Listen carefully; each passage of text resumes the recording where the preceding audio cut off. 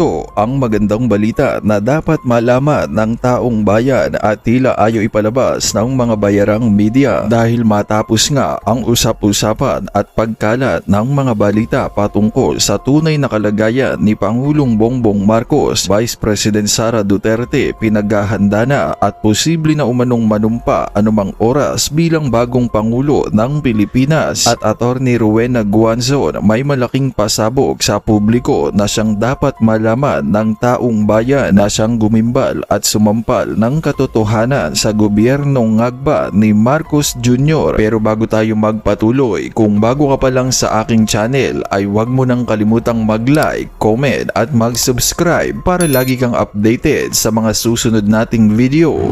Ayon nga sa kumpirmadong balita, source online, ingatan si VP Sara lalo na't anytime ay bigla na lang yan manunumpa. Ito ang paalala ni dating COA and COMELEC Commissioner Attorney Rowena Guanzon singil sa seguridad ni Vice President Sara Duterte kasabay ng kaniyang pahayag na maraming maaaring mangyari sa politika na posibleng magbago ng sitwasyon sa ating bansa. Sa kaniyang komento, tila binigyang diin ni Guanzon ang kahalagahan ng mas mahigpit na seguridad para sa Vice Presidente sa gitna ng mga espekulasyon sa estado ng kasulukuyang administrasyon. Pag-ingatan sana si VP Sara sa kaniyang mga lakad lalo na't anytime ay bigla na lang yan manunumpa. Dagdag pa niya, hindi malabong magkaroon ng mga hindi inaasahang pangyayari na maaaring magpabago sa takbo ng liderato. Maraming pwedeng mangyari, pwedeng mapaaga sa 2028. Anong masasabi nyo dito mga kababayan? At para sa buong detalye ng balita, narito't panoorin natin ang full video. May presidente pa. Siya na pala presidente. Ewan ko, hindi nga bumati nung ng Easter Sunday. Ba, Diba? Happy Easter! BBM. Oy, si BBM mo nga nag-greet sa akin.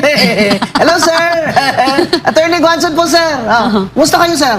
Ha? Nag-iiling-iling siya. Hindi daw totoo, napatay na siya. Ay, hindi naman po namin sinabi, napatay na kayo. Ang totoo po, ang tinatanong ng mga tao, President BBM, ay ilabas naman ng inyong Executive Secretary ang state of health dahil nasa konstitusyon yan.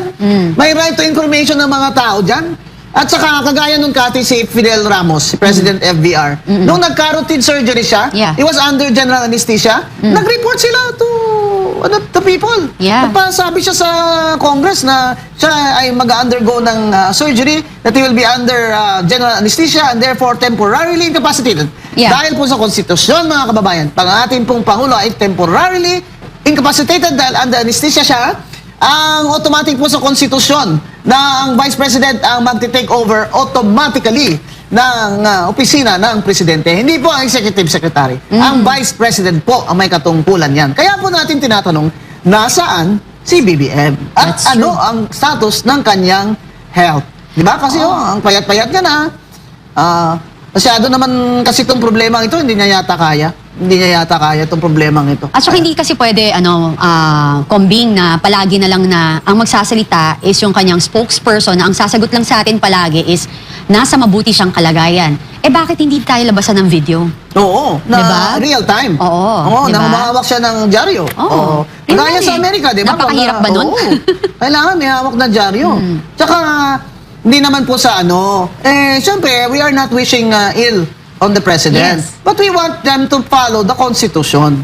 Nung we naayon want sa the batas. Malacanang to follow the Constitution. Hindi naman po sa, hindi po yan maganda, mga kababayan, that you're wishing our President ill. And gusto lang natin, pag na-anesthesia siya, take over automatically ang ating Vice President ayon sa Constitution. So, dapat ang kalusugan ni PBBM ay malinaw sa publiko. Tama.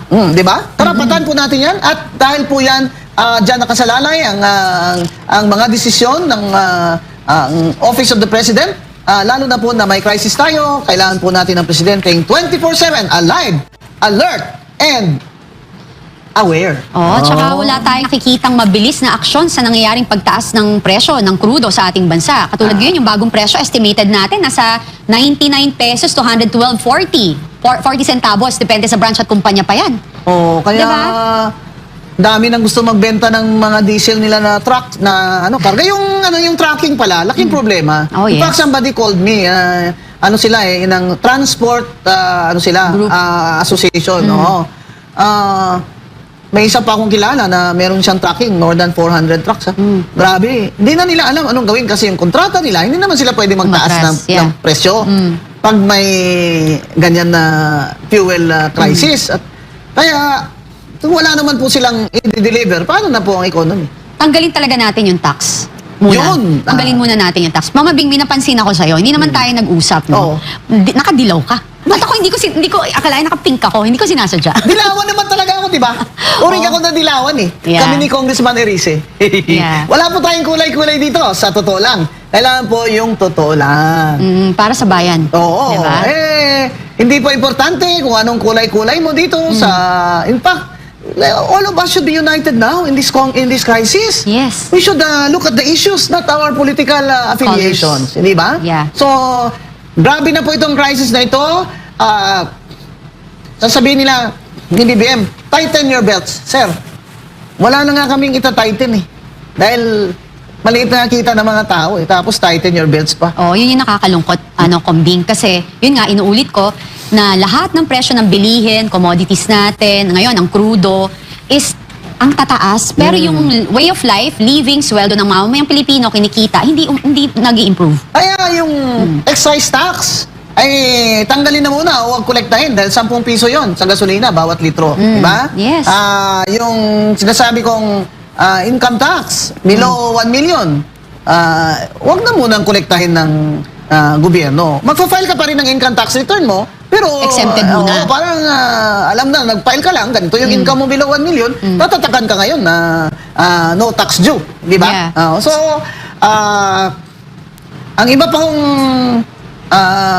pwedeng gawin, yung sa transport naman, alam naman natin na everybody has a problem, but yun nga yung mga Grab, baka naman pwedeng bawasan nyo naman yung porsyento ninyo. Muna, Kasi kawawa naman sila. Ha? Sabi mo nga, Mama Bing, di ba, ang bagong mahirap ngayon are middle class. Yes, the new poor. The middle class is the new poor. Sila ang nagbabayad ng malaking bloke ng tax, lalo na ang mga government employees, above, what do you call this, across the board sa kanila, on the average, 32% ang kanilang binabayad na income tax. Pero hindi umaakyat ang kanilang sweldo. Baka naman pwedeng, idagdag yun na rin na those government employees na ang sweldo lamang ay below salary grade level, ay baka pwedeng ganun na rin po. Kalahati na lang ang ibayad muna. Na hindi na 32%. Yan.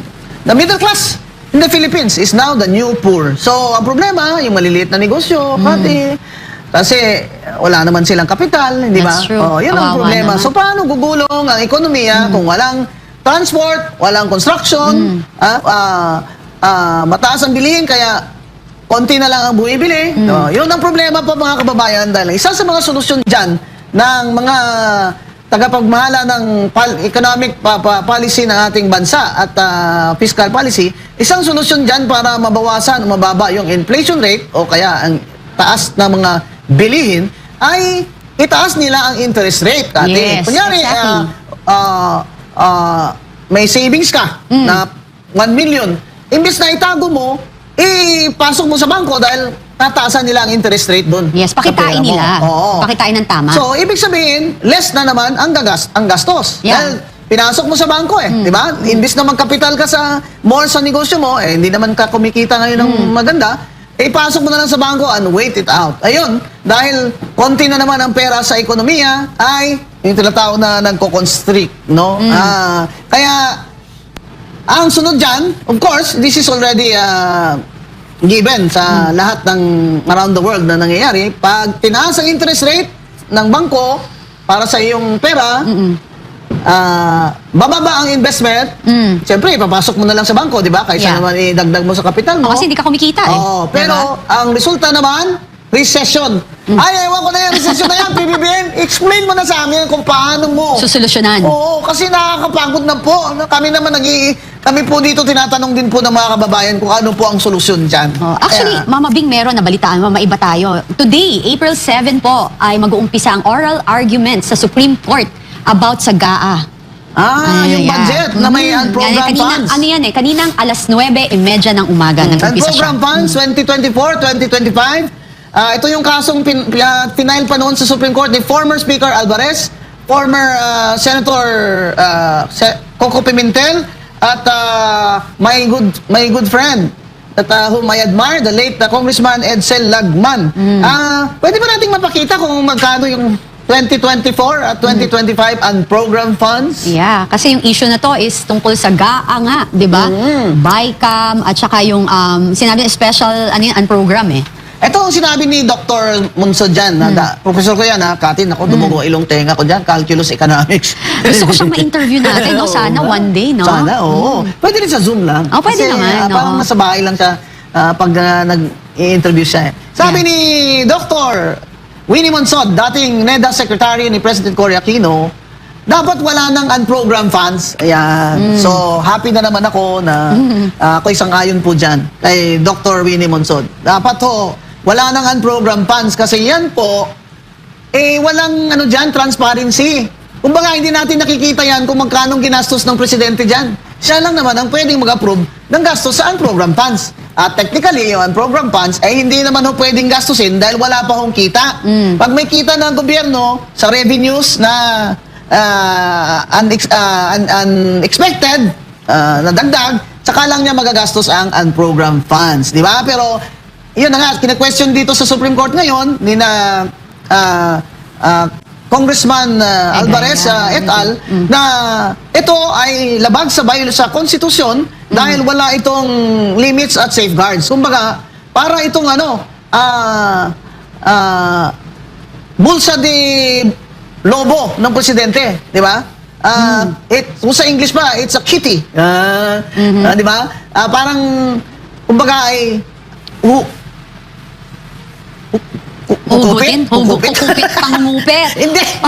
Huhugot siya doon. Oo. Kung kailan niya gusto, ganitong project, maganda, legacy project. Sige, Hindi, tsaka- kukunin niya saan program Hindi, funds. tsaka Walang transparency. Yeah. Walang transparency, kaya walang Later safeguards. release, doon Oo. nagsa-start yung for later release, parang Oo, nagagamit na pang bluff, no? Oo. Bibigyan kita, pero gawin mo to for me. Parang may mga kondisyones, yun ang balita namin. Sa na nangyayari. FLR, for later release. Ano Oo. ba yan, mga congressman at congresswomen? Ano ba yung FLR yan? For later release. Yan ba, may kaugnayan sa impeachment case ng Vice Presidente? O wala naman? Pero nauso lang itong for later release nung panahon ni Martin Romualdez. Yun, Martin Romualdez na naman. Nangangati talaga ang So, abangan natin? Ano kayang kahihinatnan ng oral arguments na to kaninang umaga, no? Oo, dapat i-live news ng SMN na yan Yeah. para ma-update ang mga tao. Yeah, correct. Kaya, sino ba makukulong? Wala pa ba nakukulong? Ayun nga, nabalitaan mo rin, magpa-file daw si Ombudsman Boying Rimulya ng kaso na plunder against kay Martin Romualdez at kay Cheese Escudero. Tataka naman ako, ba't si Cheese? Ba't hindi yung yung mga binanggit na mas malalaki na kasabwat dun sa sa Oo, si Martin flood talaga. control? Sinabi ni Saldico Oo. May ebidensya si Saldico tsaka yung 18 na Marines, di ba? Oo naman. May natin sa bahay Yes. daw ni Martin Romualdez. Wow, Maleta. Diba? Martin M. Romualdez. Yung middle name po niya, Maleta. Yun ang... Grabe naman. Totoo ba, Ombudsman Rimulya, na talagang ipapile mo yan kay Romualdez? Di ba brag mo yan? Oo, Brag mo yan parang hindi naman ako maniwala sa'yo Pero kung gagawin mo yan, siyempre, I will praise you in my Facebook. Di ba? Talagang, at saka ibigay nyo na yung ulo ni Martin sa amin para tumigil na kami. Oo. Ibigay nyo na dahil siya naman talaga ang malaking isda maliban Yeah. kay BBM. Gusto nyo tumahimik ako about BBM, kulong nyo si Martin Romualdez. Di ba? Pero Yeah. dapat may managot. Correct. Oo, may mananagot. Actually, tinatanong mo kanina, Combing, kung magkano yung mga budget na nirelease nila for GAA. Yan, the first approved budget natin nung under Marcos in 2023, it was 807.16 billion, over 3 times more than 251.64 billion in 2022. Grabe, ang laki ng talon. Pag-assume ni BBM, agad?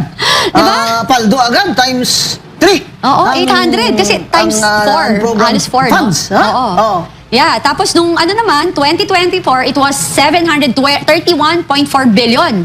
Oo. Tapos nung 2025, medyo nahiya. Oo. It was 531.7 billion. Binawasan ng 200 something. Teka muna. Reklamo sa Executive Secretary Ralph Recto na deficit siya by 200 billion. Kaya program funds, tanggalin mo na lang yan at huwag mong igastos yan. Hindi okay na yung deficit mo. Yeah. Yes. Para hindi ka natawagin ng mga tao, Vatman. Si Vatman. By the way, tanggalin na po ng VAT na yan. Yun ang pumungkahi ko. Wala na munang VAT. Di ba? Kasi, again, okay lang yung VAT sa mayayaman talaga, pero talaga ang sakit niyan pag bumibili kang gatas, ha? Ay, oo. Hindi ka naman PWD, hindi ka senior. Tsaka mahal ng gatas ng bata. Oo, Diba? tsaka gamot, di ba? Oo, At yun yung tsaka mga sakit. lahat may VAT. Itong Pilipinas, ang pinakamataas ang VAT. Tayo may pinakamataas na tax sa buong mundo. Oo, tapos isa tayo sa 15 countries na at risk na pinag-aralan ng Asian Development Bank at ibang mga bangko. Na tayo, ang Pilipinas, ang high risk, kasama yung mga maliliit, na talagang poor countries like Nepal. Nasama na tayo doon sa high Grabe. risk dahil sa fuel crisis at sa ating fragile economy. Yes. Kaya yan po ang program funds na yan. Wag na pong gastusin yan para hindi na magproblema si Executive Secretary Recto sa kanyang deficit. At mungkahi ko po, ay tanggalin na muna yung VAT na yan this year. Yan, maliban doon sa no income tax for those earning below 1 million and the government employees. Kaya mga kababayan, maging mapagsurit po tayo na hindi naman umakyat ang ating kita, ang inyong kita, lalo na ngayon kung kayo ay nasa transportation sector, pero ang mga bilihin ay napakataas. Pumunta ako kati sa isang baking shop. Okay. Alam mo, mayroon akong imagination na fantasy na kunyari, marunong ako mag-bake ng cake. Yan. So pumunta. Fantasy talaga. Oo, kaya pumunta ako doon kasi ang daming colors. Parang akong bata, binagyan ko daming colors. Oh, daming colors. Ang to? saya. Yan, mga balloons, mga cupcake, ano yan. Di pumasok ako doon. Hindi kasi hilig mong magganyan sa mga kids, Kasi di gusto ba? ko namimigay akong cupcake. Oo. Sabi ko sa tao, Nak, ano naman presyo na tumaas? Kakataas lang. Sabi niya, harina po, flour. Oh my gosh. Oh. Necessity yan, ha? Oo, flour, baking soda, Yes. flour, Baking flour. baking flour. Diba? All purpose. Ayun, all-purpose flour. Ay, lahat, umakyat na po yan. Hindi pa umaakyat ang kalamay, ang sugar. Yan naman, lugi naman kami sa inyo kami taga Negros Occidental. Oo. Tinataas niyo yung flour, yung aming sugar, hindi naman tumataas. Ha? Nagsasmuggling pa kayo dyan. Ano naman ang laban namin sa smuggling? Siyempre, mababa yung presyo nila kaysa dun sa aming mga sugar farmers. Yan, sa totoo lang, dapat managot kayo dyan. O, ayan, no? Kaya nga maganda na yung 2024 at saka 2025 ay pinag-uusapan ngayon at gumagawa ng oral arguments on the legality of the unprogrammed funds Sana, and desisyon na special agad. accounts, di ba? Oo, For both sana. fiscal years, di ba? 2025 allocation po kasi is reports indicate the 2025 budget includes approximately 160 billion in unprogrammed appropriations. Grabe, sakit ng head ko. Saan napunta yan? Ano ba yan, Di ba? BBM? Oh BBM! my goodness. BBM, sige, friends na tayo. Huwag mo nang galawin yan. Mahawa ka naman sa bayan. mamayan. Grabe ka talaga. Standby funds ang tawag dyan. Ano ba yan? That's against the Constitution. Sana po, mag-ruling na ang Supreme Court dito sa ilang taon naman itong final ni na Yeah. Congressman Alvarez et al. Diba? Oo, para malaman natin kung talagang nag-exceed siya sa Oo. constitutional limits or proper na budgetary natin, Oo, di ba? kasi nung PDAF Procedures. ni Pinoy, di ba nag-desisyon din yung Supreme Court doon, yung PDAF, di ba? Ito naman sa time ni PBBM and program funds. So, Yeah, correct. let's pray and hope that the Supreme Court will resolve this and decide this issue soonest so that ma-release naman ang ating anxiety. Alam mo Yeah. kayo tayo mga Pilipino, konting conflict, away na eh. Yeah, Di ba sa daan, correct. away na agad. Kasi may anxiety tayo eh. Meron. Kasi ang hirap ng buhay talaga sa Oo, Pilipinas. Kaya madaling, laging, dami kong nakikipag-away sa akin eh. Pero sabi ko sa kanila, take a number. Oo. Take a number lang kasi mababa po ang anxiety level ko ngayon. Kakabakasyon ko lang. Take a number. Fall in line. Yan. Parang ako naman, di ba? Oo. Parang sabi ko, it took, nakatulang din sa akin yung 10 taon akong nabubulit na aaway eh. Battered ka eh. So, Nako. wala, parang papasok sa kabila, labas. Aba. Buntong hininga lang yan. Pero kailangan matatag. Oh yes. Yung babae. Tibay. Tsaka Kailangan syempre Oo. si God, hindi alam ng mga kababayan natin na si Combing ay takot na takot yan. Iisa lang kinakatakutang matindi niyan. Yung po. Diyos Si lang Diyos, po. si God. Opo. Kasi naniniwala talaga ako sa punishment ng Diyos eh. In fact, during the Holy Week, nanood ako uli ng Passion of Christ eh. Oo. Iyak ako.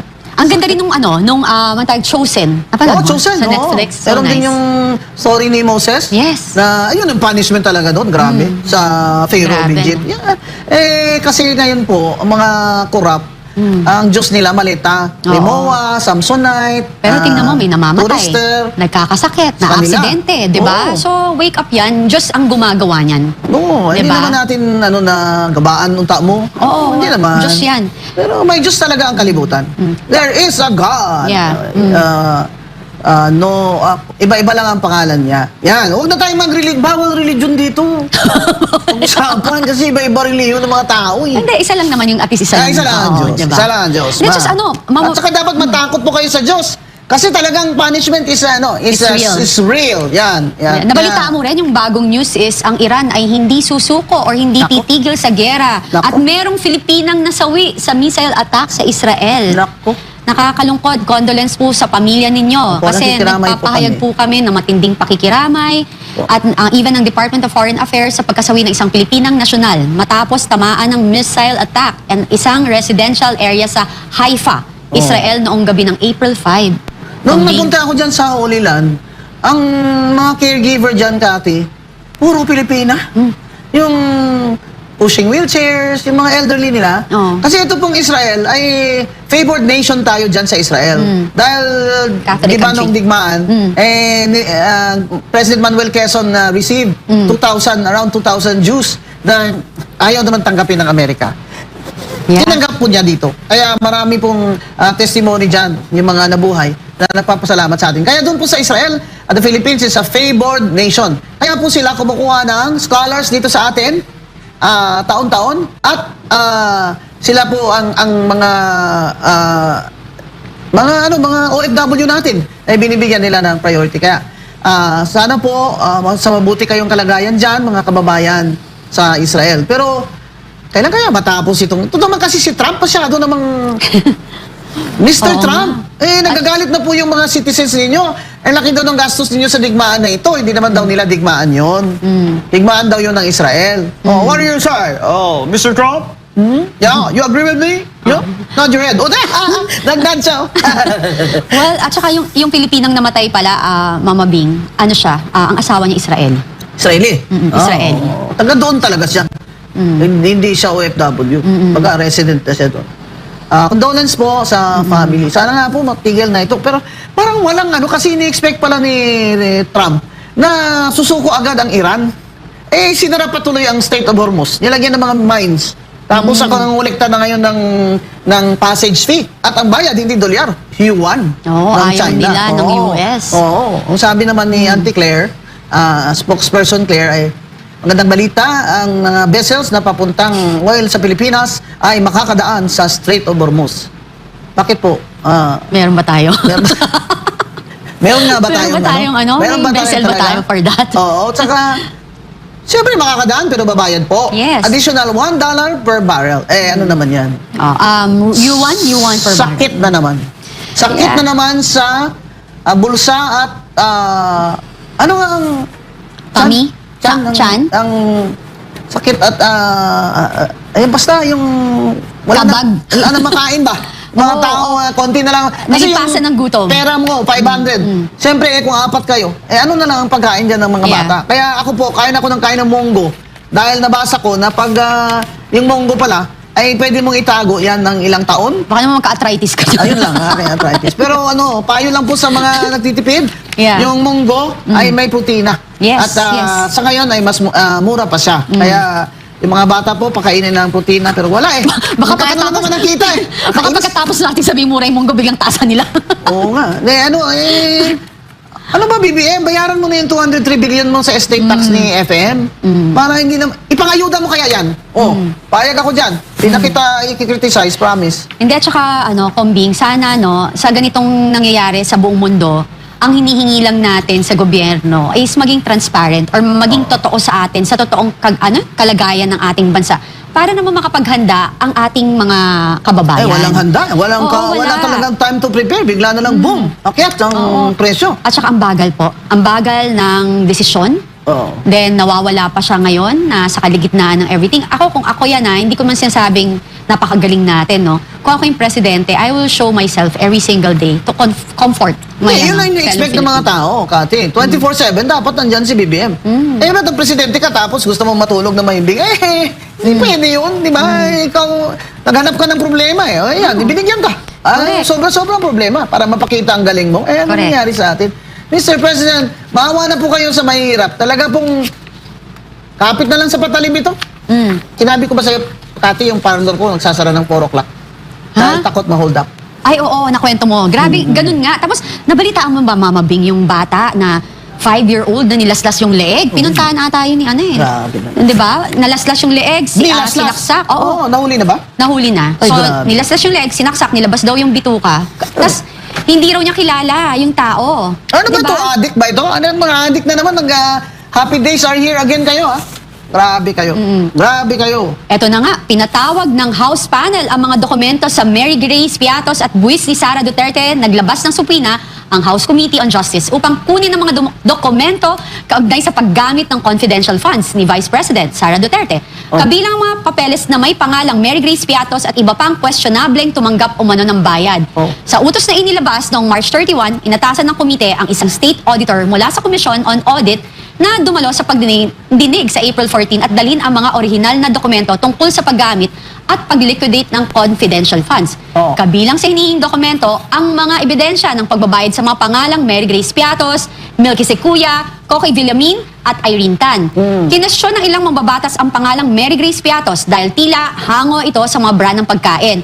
Nauna nang kinumpirma ng Philippine Statistics Authority na walang ganitong tao sa kanilang record at walang birth marriage to death certificate. Siyempre. Kasama rin sa pinapasugpina ng komite ang mga dokumentong may hindi mabasang pangalan. Kulang ang detalye, walang pirma, walang petsa, o yaong tila imposible umanong naiproseso ang pagbabayad. Hiniling din ng mga record na may petsa sa panahong wala umanong confidential funds na maaaring ilabas ang Office of the Vice President. Saklaw ng subpina ang mga transaksyon ng confidential funds ng Office of the Vice President at Department of Education mula sa 2022 hanggang 2023. Kabilang dito ang mga cheque, disbursement, vouchers, liquidation reports, certifications, accomplishment reports at patunay na pagsusumite ng mga dokumento sa Malacanang, Senado at Kamara. Hinihingi rin ng mga transaksyon ng cheque at voucher mula sa December 2022 hanggang July 2023. Pati ang liquidation reports, Mama Bing, at mga sinumpaang sertifikasyon ng mga opisyal na may pananadugutan. Anong pong comment mo dyan, Mama Bing? Bakit? Wala ba sa complaint yan? Di ba they have the burden of proof? Exactly. Wala pala sa complaint yan eh. Bakit? Itutuloy. Isasampinan nyo pa yan na sabi nyo sufficient in form and substance. Hindi pala sufficient. Kasi kailangan pa isampina mo yung ano niya, salin niya at mga vouchers na yan. Ano ba talaga, kuya? Abogado ba yung mga nandyan? Ano ba? Sufficiency in form and substance. Tapos magsasampina pa kayo. Iakyan nyo na yan sa Senado para mag-trial na kayo doon. Dahil bawal sa House of Representatives. Ayon Yeah. sa konstitusyon. Bawal yan na mag-mini trial kayo dyan. Dahil ang trial ng impeachment ay solo lamang na kapangyarihan ng Senado. Kaya naman anong masasabi mo sa balitang ito? Kung mayroon kang hinaing at komento ay mag-comment ka lamang sa ibaba ng videong ito. Maraming salamat.